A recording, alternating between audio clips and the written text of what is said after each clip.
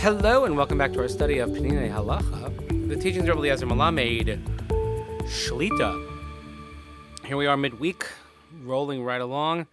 Thank you so much for joining us in our learning as we prepare for the May Hadin. And we ask you to please continue davening for Chaylei Tzva Gan Yisrael, for Shlem L'Chol Petzua Yisrael, and a safe return of our hostages. We learn each day Leil Nishmas, Saren Daniel Shimon, Harav Derlon V'Sheli Shemekam Damo. And this week our learning, our shiurim, are dedicated Le'ili Nishmas, Aisha Sar Dvorah Bas, Rabbi Yaakov HaKohen, may her neshama have an aliyah. In the next chapter, Achil U'Shasiyah Lefnei Alot Hashachar. Isser Achil U'Shasiyah Maschim Alot Hashachar. So the prohibition of eating and drinking already starts from daybreak.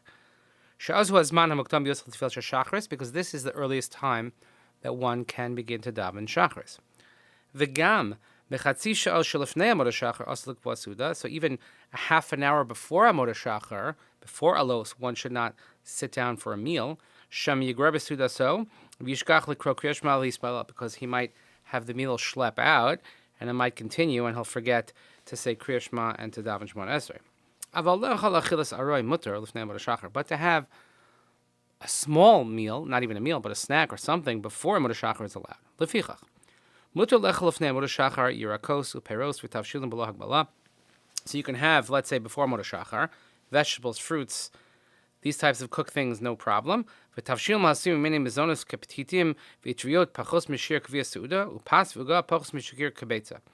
certain cooked dishes, let's say, if it's a mezonos, but if you have noodles, or as long as it's less than the amount that you would have a seuda, that you would have a meal, or a cookie or cake, a little bread, anything that's less than an egg size would be permissible.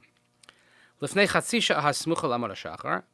half an hour before Alot Hashachar, so you could eat whatever you want. So let's say it's 2 o'clock in the morning, and you want to have a full meal, have at it. In any event, but when Alot Hashachar does approach, one has to stop all eating and drinking. Al Pia Kabbalah, so according to Kabbalah, and we have seen this before, so there are those that are strict, that anyone who wakes up after a sleep, a good sleep, a shinas keva, not a nap, and even if it's before midnight, then you should wait to daven until after you daven, until you eat anything. And even though, as we've been saying, that you can eat, you can drink before Alot Hashachar, but one should be careful in this in any event. But if by not eating or drinking at that odd hour, someone is going to be prevented from learning Torah, then it's better that he should eat before Alot Hashachar. Some people would get up on Friday night in the middle of the night, and they would have special prayers they would recite, so a person is also allowed to eat and drink. If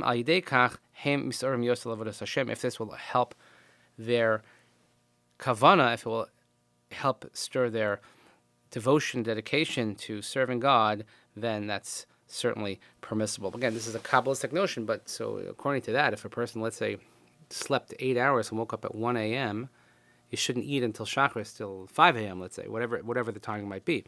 An unusual situation, but for most people this certainly doesn't apply, but we learn the halachas nonetheless. So thank you for joining us. Please continue for davening for Chaylei Tzva Gan Yisrael, for Shlem L'Chol Petzua Yisrael, and safe return of our hostages. Nishmat, Saren Daniel Shimon, Harav Derlon V'Sheli Shemekam Damo.